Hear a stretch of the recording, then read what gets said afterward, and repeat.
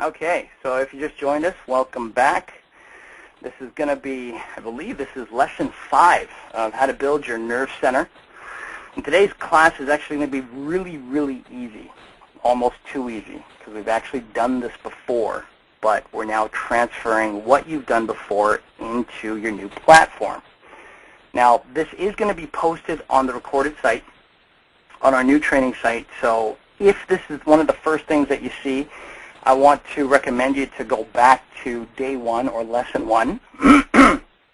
If on the flip side, this isn't the first thing that you've seen, and just to recap real quick, what we're doing right now is building a new, what's called a nerve center, and it's basically a one-stop location that people are able to use to get access to all of your information, all of your products, services, home-based business companies, you name it. But more importantly, besides that, the trade-off is that your system, your nerve center, is designed to capture people's information online. It's designed to be able to grab people's opt-in info from anywhere on the internet. And the cool thing is that with WordPress, the reason why we're using that again is because it's a built-in system it doesn't require you to know HTML. You don't have to know how to lay out your information on a website. You don't have to know all these fancy codes. Everything that you could possibly think of is built right into the system for you. So you just got to learn how to use it. Right? Kind of like learning the new buttons on a brand new Mercedes-Benz. I don't know if you guys had a chance to look at some of those new Mercedes, but anything from the M-Class to the E-Class, all of their base units, the dash, every single time I step into one of them, I always get blown away because there's so many buttons on there that it makes me think, well, what the heck doesn't this car do? What doesn't it do? And the same thing is going to go for your WordPress account. Your WordPress is going to do all the hard stuff for you, right? But you got to know what buttons to press, and that's why we're getting you to use it.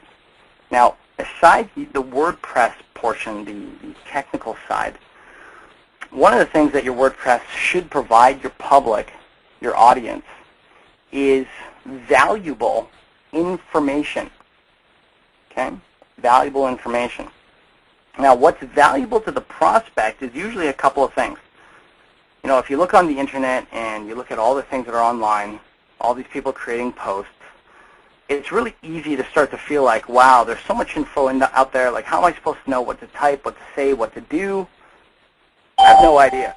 Everybody goes through that feeling. Let me ask you, have you ever felt that way before, where you're sitting at your desk, you're looking at the sheet of paper, and you're thinking, what am I going to type? Or you're looking at the camera and you're thinking, what the heck am I going to say? Right? Well, if you ever got into that position of, I have no idea of what I'm going to say on this camera or on this sheet of paper, I want you guys to remember just 2 simple little guidelines, 2 simple points, okay, to follow. So if ever you get lost, I want you guys to remember this, okay? When it comes to sharing information, all of your information should really just answer 2 major questions, right? Number 1,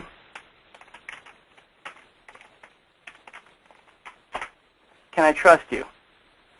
And you got to ask yourself, if you want your prospects to trust you, to trust your opinion, to trust your ideas, to trust what you believe could be right for them and for yourself and for your futures, working together as a team, then you got to ask yourself, and I don't want to tell you this because you already know this stuff. I want to ask you to pick your own brain, because all of you guys can't answer these questions.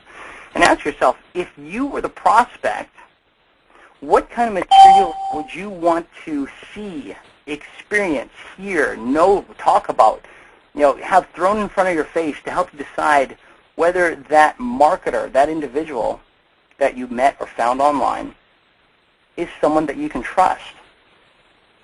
The first thing that everybody's asking every single day, even as you guys come to these calls. I know that most of you guys are past that point of, well, can I trust you, Alan? But I'm sure from time to time you might think, Does this information, can I trust that this information will get me to that next stage in my life, in my career, in my business? That question constantly goes through our minds.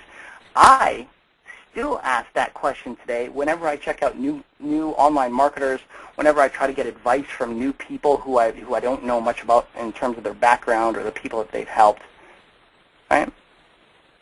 So your prospects are also doing the same thing with you. They're asking themselves, can I trust you, Mark? Can I trust you, Shirley?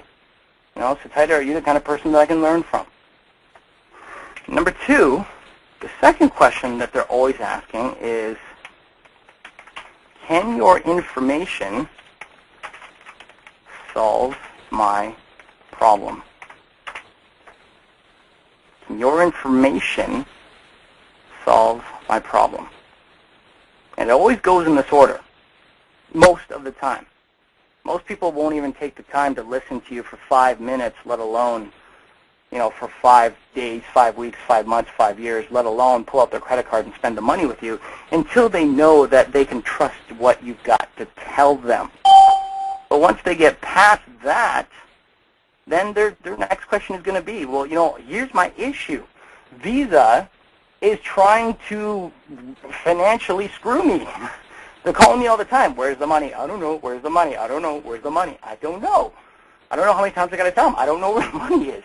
A lot of people are going through that right now. As dumb as that sounds, it's really challenging for a prospect to not think and have that question at the top of their minds if they've always got something badgering them every single day, reminding them of what they need to get handled.